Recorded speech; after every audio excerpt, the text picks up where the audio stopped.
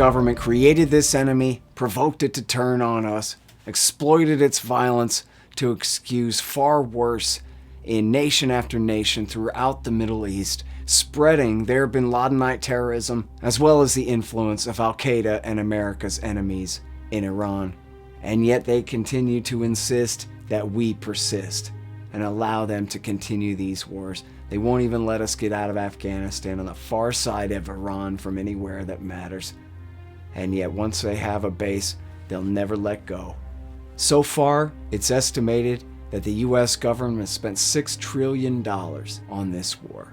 They've killed hundreds of thousands, quite possibly more than 1 million people in the various wars: Afghanistan, Pakistan, Iraq, Syria, Libya, Yemen, Somalia. Maybe more than 2. Approximately 7,000 American soldiers have been killed, 4,500 of them in Iraq, almost 2,500 of them in Afghanistan. Suicide rates for American soldiers consistently outpace the general population, including now more than 9,000 veterans of Iraq War II and Afghanistan. And the American economy suffers so terribly, not just from inflation, but from the artificial booms that are caused by our government's monetary policy, which holds interest rates artificially low to make the economy feel prosperous, to make the wars seem free. And then the cost is paid in the terrible busts and crashes that happen every 10 years or so. And we end up paying our share of the war in time spent in the unemployment line, or worse, in the grave, when you look at the epidemic of suicides, drug abuse, and terrible societal dislocation that has happened because of the economic crisis that has happened because of the war on terrorism that our government has waged.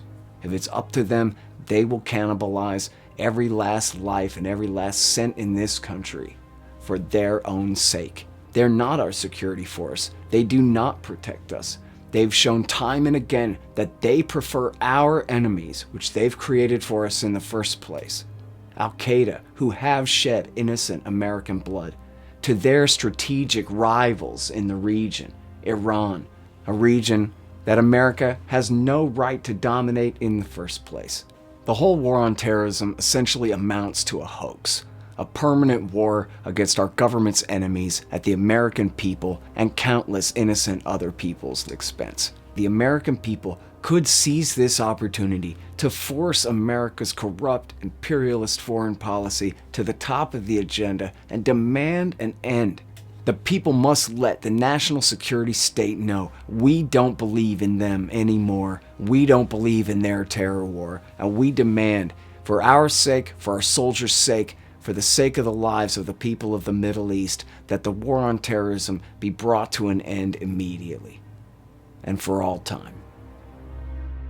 Check out my writings at antiwar.com, my show at scotthorton.org, the Libertarian Institute at libertarianinstitute.org, and my books, Fool's Errand, Time to End the War in Afghanistan, and Enough Already, Time to End the War on Terrorism, at enoughalreadybook.net.